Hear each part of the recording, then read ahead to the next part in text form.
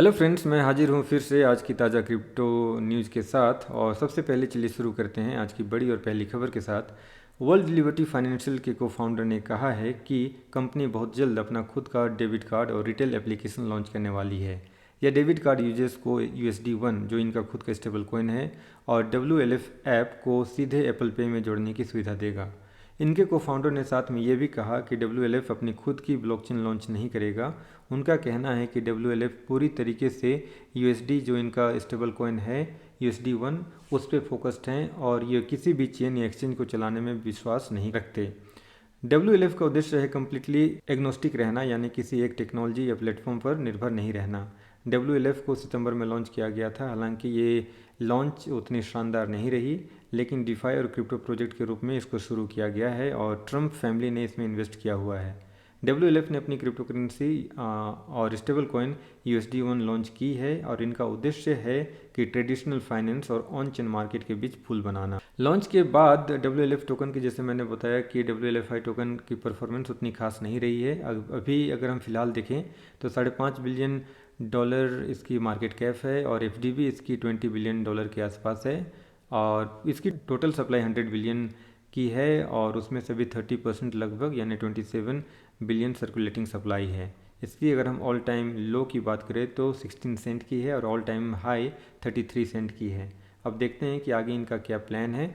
और इसके साथ इन्होंने ये भी कहा कि इनकी कीमत लॉन्च के बाद काफ़ी गिर चुकी है, लेकिन इनके को फाउंडर ने कहा कि इनका प्लान लॉन्ग टर्म का है, इनका शॉर्ट टर्म का कोई प्लान नहीं है। इन्होंने ये भी कहा, we are not in this to run a sprint, this truly is a marathon.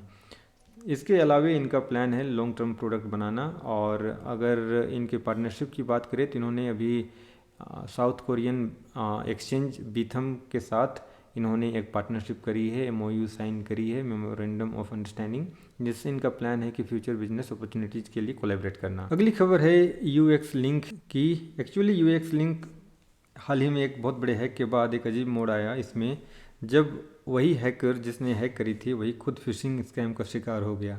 Hacker ने गलती से एक फेक कॉन्ट्रैक्ट को मंजूरी दे दी, जिसके बाद उसके वॉलेट से करीब 542 मिलियन UX लिंक टोकन यानी करोड़ों डॉलर की रकम निकल गई और उसके बाद ये एक ग्रुप जिसे इन्फर्नो ड्रेनर कहा जाता है उसके हाथ लग गई। तो क्रिप्टो की दुनिया में कोई सेफ नहीं है, भले वो हैकर्स ही क्यों ना हो। तो अगर आप देख सकते हैं कि इसके बाद इनके जो टीम है उन्होंने सोशल मीडिया पे, ट्विटर पे उन्होंने इसके बारे में बताया कि इनके मल्टी सिग्नेचर वॉलेट में एक सीरियस सिक्योरिटी ब्रीच हुआ, जिसकी वजह से काफ़ी मात्रा में crypto currency illegally centralise exchange और दूसरे डेक्सेस पर ट्रांसफ़र कर दी गई।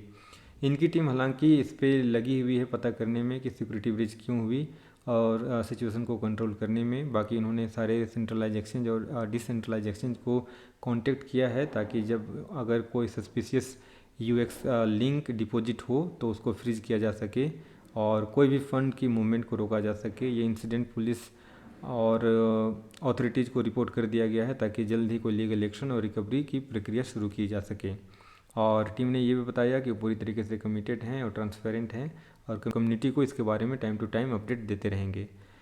तो आप यहाँ देख सकते हैं कि CoinGecko ने ये एक्चुअली बताया था कि 73% अपने ये जब ये ट्रेड हो रहा था उससे 73% गिर चुका है और ये 0.08 पर ट्रेड हो रहा था इस सिक्योरिटी ब्रीच के बाद। और अगर फ़िलहाल अभी हम देखें तो प्राइस थोड़ा रिबाउंड किया है और 0.08 से 0.13 पे ये ट्रेड हो रहा है। अगली खबर जीरो जी से जीरो ग्रेविटी, जिसको कि हमने कल भी कवर किया था। ये बाइनेंस में कल लिस्ट हुआ और उसके बाद इसकी परफॉर्मेंस शानदार रही।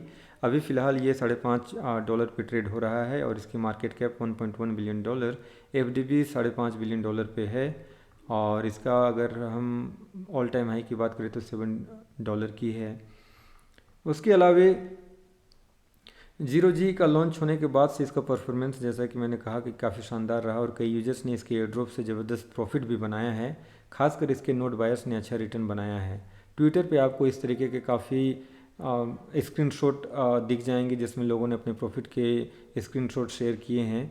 इसमें से एक यूजर्स ने, यहाँ पे आप देख सकते हैं कि उसने 9 नोट्स खरीदे थे जिसकी वैल्यू लगभग $33,000 की थी और उनको 7692 OG टोकन, जीरो जी टोकन पूरे मिले थे और जिस टोकन की टोटल वैल्यू उनके हिसाब से $41,000 की होती है। इससे पहले आपको अगर याद हो तो जाई नोड ने भी लोगों को अच्छा प्रॉफिट दिया था, और अब जीरो ग्रेविटी ने भी नोड रनर को अच्छा प्रॉफिट दिया है, स्ट्रॉन्ग रिटर्न दिया है। ये साफ दिखाता है कि क्रिप्टो इकोसिस्टम में नोड बेस्ड प्रोजेक्ट कम्युनिटी के लिए नया प्रॉफिट एवेन्यू बनते जा रहे हैं। तो अगर आप भी फ्यूचर में अगर कोई ऐसे प्रोजेक्ट देखे जो नोड सेल कर रहे हैं तो उसके बारे में अच्छे से रिसर्च कर ले। रिसर्च करने के बाद आप उसमें इन्वेस्ट कर सकते हैं। अगली खबर है जुपिटर एक्सचेंज से। जुपिटर एक्सचेंज ने मोबाइल ऐप यूजर्स के लिए $1 मिलियन का रिवार्ड पोल कैंपेन शुरू किया है। ये सिर्फ नए यूजर्स के लिए नहीं है बल्कि पुराने यूजर्स भी इस कैंपेन का फ़ायदा उठा सकते हैं। इसके लिए कुछ नहीं करना, सबसे पहले आपको ये ऐप डाउनलोड करना होगा। इसका लिंक मैंने डिस्क्रिप्शन में दे रखा है। इसके बाद आप अपने वॉलेट को, आप अगर नए यूज़र हैं तो आप नया वॉलेट बनाएं, और अगर आप एग्जिस्टिंग यूज़र हैं तो अपने सोलाना वॉलेट जैसे कि फैंटम वॉलेट या किसी दूसरे वॉलेट को इंपोर्ट करें।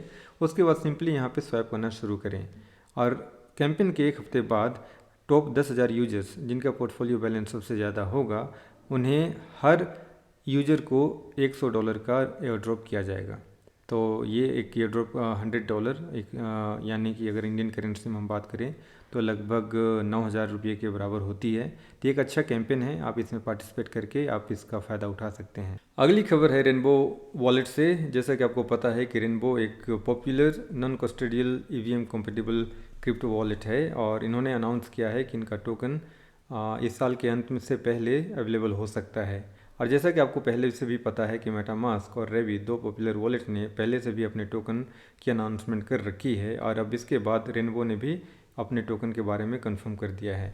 रेनबो ने एक पॉइंट सिस्टम एक्चुअली लॉन्च किया था जो कि यूजर्स को मेटामास्क से अट्रैक्ट करने के लिए लॉन्च किया गया था।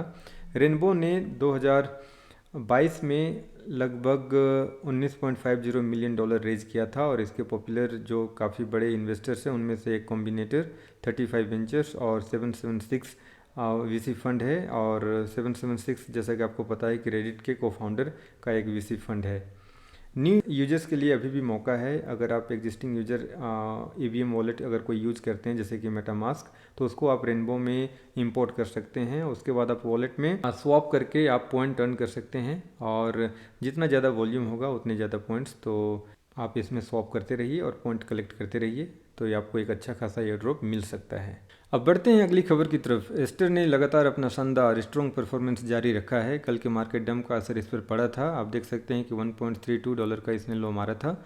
उसके बाद ये रिबाउंड करके अब 1.94 पे ट्रेड हो रहा है, और जैसा कि आपको पता है कि इस पर सीजी की ब्लेसिंग है, तो ये मुझे लग रहा है कि शायद ये अच्छा परफॉर्म अपना जारी रखेगा। इसके अलावे हाइपर लिक्विड वर्सेस एस्टर की कंपटीशन का गेम भी शुरू हो चुका है, और एस्टर ने तो अपनी एक्चुअली परपेचुअल एक्सचेंज जैसा कि ये है, तो इसने अपने हाइप टोकन के लिए 300x लेवरेज ट्रेडिंग इंट्रोड्यूस किया है, जो कि सबसे हाई लेवरेज ऑप्शन में से एक है।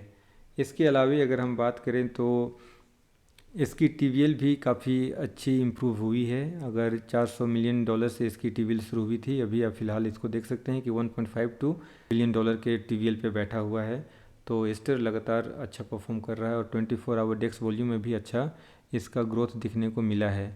तो अभी आने वाले दिनों में डेक्स, परपेचुअल डेक्स की जो कंपटीशन है काफ़ी बढ़ने वाली है, और काफ़ी दूसरे एक्सचेंज भी आगे निकल के आ रहे हैं। तो इसमें से हाइपर लिक्विड, एस्टर और बाकी एक्सचेंज का कंपटीशन देखने के लिए काफ़ी इंटरेस्टिंग होगा।